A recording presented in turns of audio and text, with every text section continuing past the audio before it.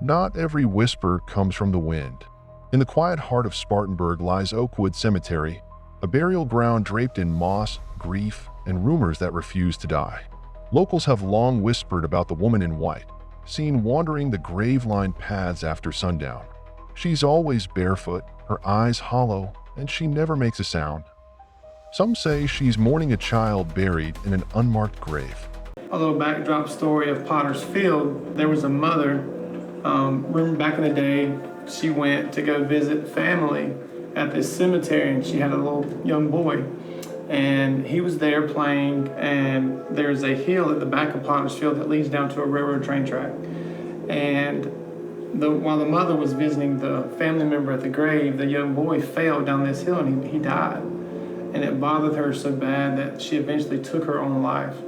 And it is said that at nighttime you can be rumored to see her roaming the graveyard looking for her child, and she's known as the Lady in White. So you can see a mist sometimes, and we've been fortunate enough to see that stuff. Others believe she's something far older, something that watches the living through a veil they can't see. But one story keeps coming back. In 2011, a group of amateur ghost hunters entered the cemetery just past midnight, armed with cameras and bravado. What they caught on film was never released, only described in horrified fragments. One man claimed their EVP equipment picked up breathing directly behind them when no one else was there. Another insisted their flashlight batteries drained the moment they reached a collapsed headstone marked with only a single initial. The third member of the group never talks about that night. In fact, after they left Oakwood, he vanished from social media, deleted his old photos, and hasn't spoken publicly since. What made them run? Why did none of them stay for the planned overnight? Oakwood Cemetery. Now, Oakwood Cemetery is a very old cemetery, but it's got a very famous altar name.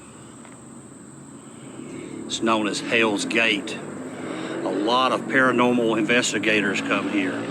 So I figure I would come in the daytime and check it out, because you know I am too chicken to come at night. The footage may never surface, but what has emerged are more frequent sightings. Visitors report a pressure in the chest when nearing the older sections, especially near the tangled tree roots in the northern quadrant. Dogs refuse to go beyond the rusted gates. One visitor, a local history teacher, fainted near the Confederate Soldier Memorial and woke up screaming a name that no one recognized. Some believe Oakwood isn't just haunted, they think it's feeding. Whether it's restless spirits, dark history, or something else entirely, Oakwood Cemetery remains one of the most unnerving graveyards in the American South. So next time you're in Spartanburg, walk lightly. And don't follow the woman if she turns to look at you.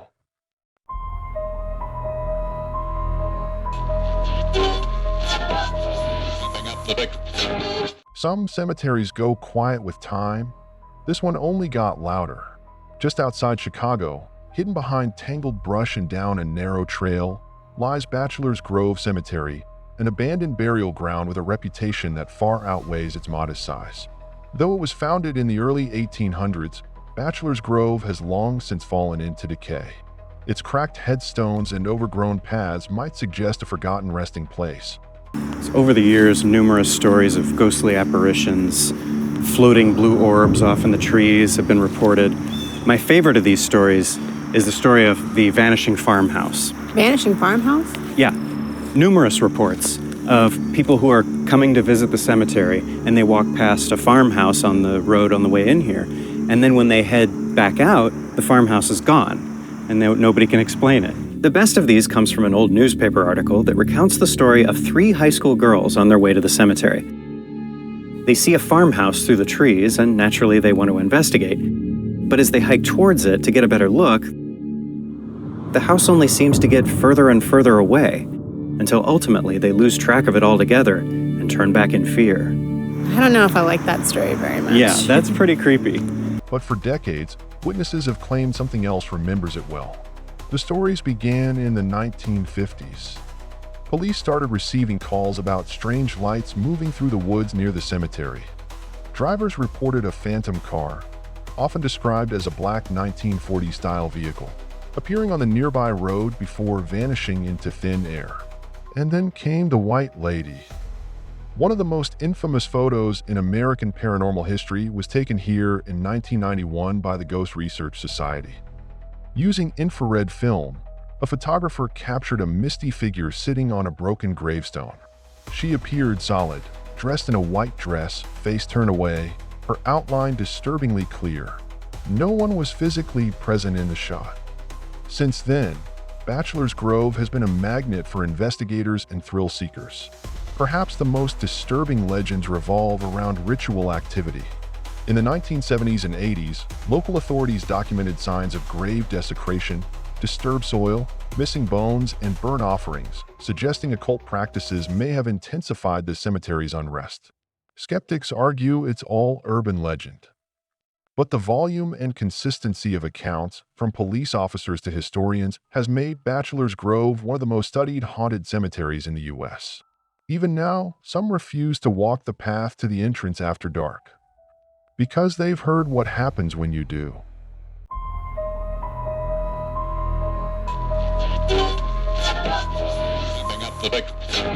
Some cities are built on the dead. Savannah never let them leave.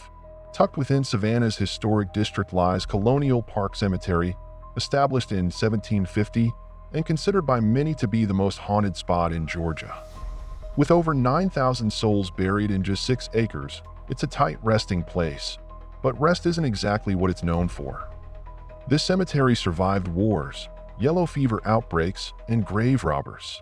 But what haunts it today isn't just history, it's what happened to the dead during Savannah's darkest chapters.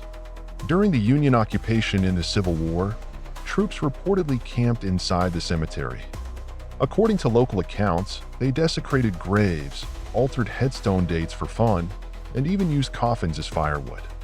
The city never officially confirmed the damage, but walk through Colonial Park today and you'll see gravestones etched with impossible birth and death dates, fueling rumors that the dead were not only disrespected, they were disturbed. And that unrest seems to have consequences. Visitors often report sudden cold spots, camera malfunctions, and shadow figures darting between the tombs. One commonly cited apparition is that of René Rondelier, a 7-foot-tall man allegedly lynched nearby in the 1800s after being accused of child murder. His story is more legend than fact, but people still claim to see his towering figure stalking the back corners of the cemetery.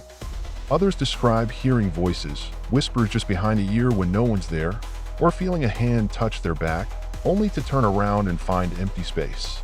Ghost tours often stop at Colonial Park, and more than a few guests have walked away with unexplained bruises or a sense of overwhelming dread that follows them out of the gates. This isn't just a haunted cemetery. It's a place where the veil feels thin. But what do you think? Is Colonial Park a relic of Savannah's bloody past, or is something darker still stirring beneath its moss-covered stones? Drop your thoughts in the comments.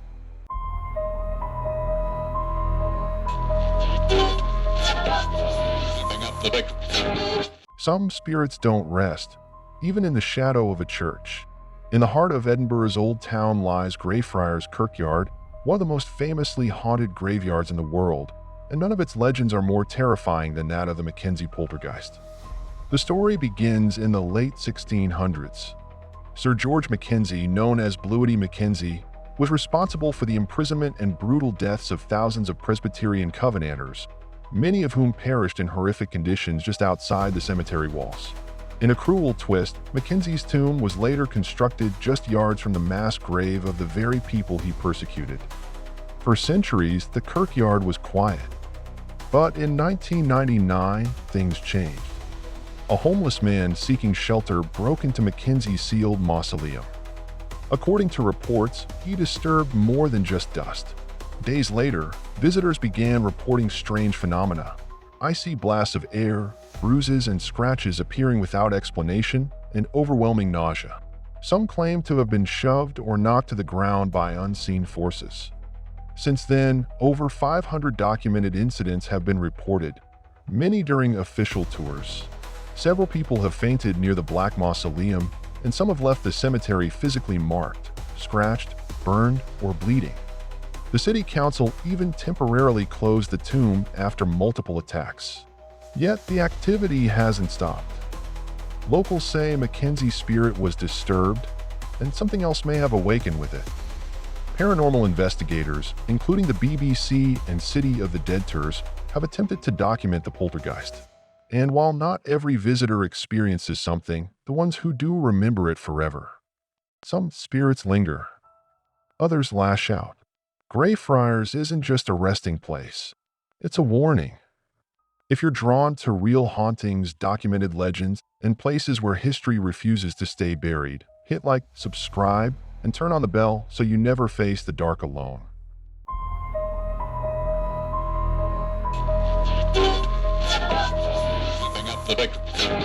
Tonight, we take a journey with Franco TV, a seasoned paranormal investigator and explorer who isn't afraid to enter places most would avoid.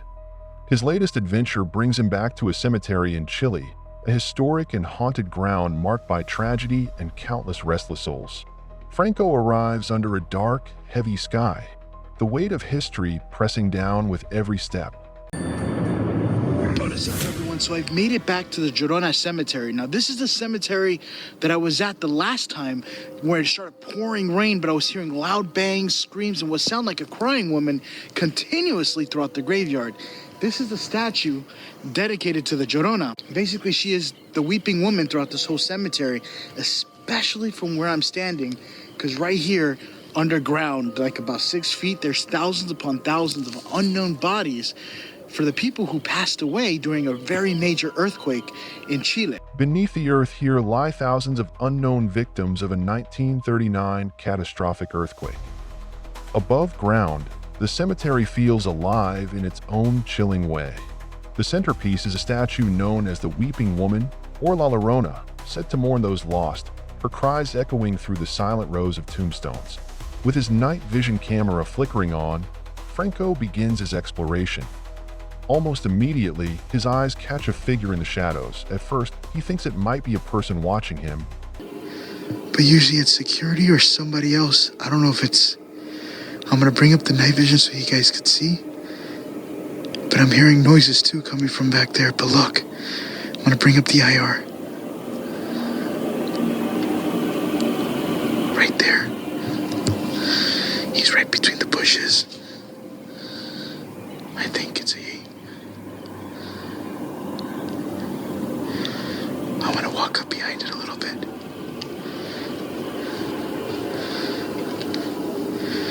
Like they're not even moving.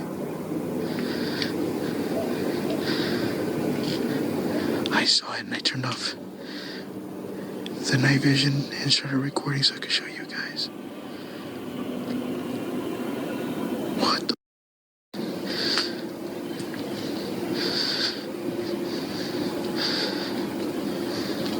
But as he zooms in, it's only a statue blending with the darkness. The relief is brief, though, because the atmosphere remains thick with unease. Switching to his thermal imaging and SLS cameras, Franco calls out softly, asking for a sign, some indication that the spirits here acknowledge his presence. And then the strange sounds begin, distant screams, the unmistakable cry of a child, and even the tolling of a bell somewhere in the distance. The air grows colder, the night heavier, and every noise is amplified in the silence. Despite the fear that could grip anyone in his place, Franco moves forward with steady resolve.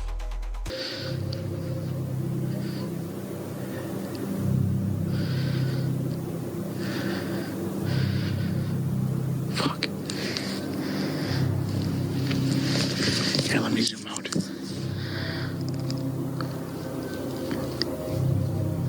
Somebody was just sitting there in the dark. I saw a light turn on for a brief second, and then the light turned back off.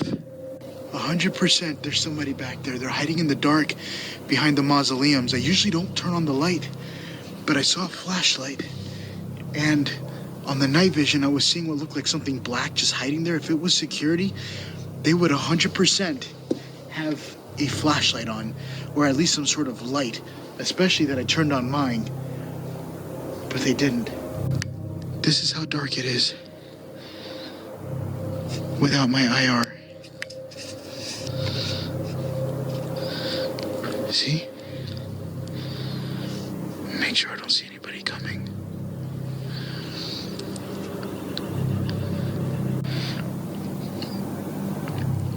Look.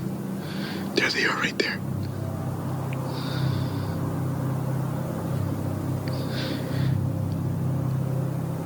They're looking for me. What? I'm gonna zoom back out.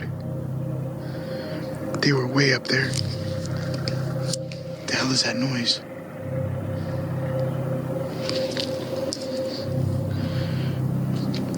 They went more to the left. I wanted to go down there to finish up, but that is a person inside here. I am not gonna mess with that. Especially because they walk right towards me after I seen them from far away.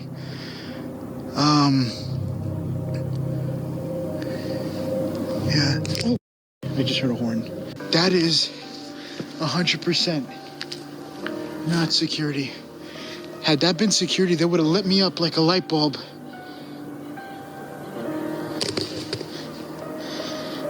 Okay, I'm sorry. I'm paranoid now. I feel like somebody's gonna be walking right towards me. He spots figures dressed in black, lurking behind tombs, likely squatters or people using the cemetery for shelter, but nothing to threaten him physically. Still, his instincts remain sharp, knowing this place holds more than just human visitors. As he reaches the mausoleum, the cold is nearly unbearable, but Franco presses on. He hears a child's voice, faint and haunting, calling out in the night. He sees flashes of light and fleeting shadows, all captured on his cameras. The evidence is real, the presence of something beyond the natural world. In every moment, Franco's calm, thoughtful narration helps us experience the tension, the wonder, and the genuine fear that comes with exploring the unknown. He's not chasing ghosts for thrills, he's documenting encounters that are as unsettling as they are mysterious. So, what do you think? Have you ever experienced something unexplainable? Would you be brave enough to explore places like this, knowing what might be waiting? Let me know your thoughts down below.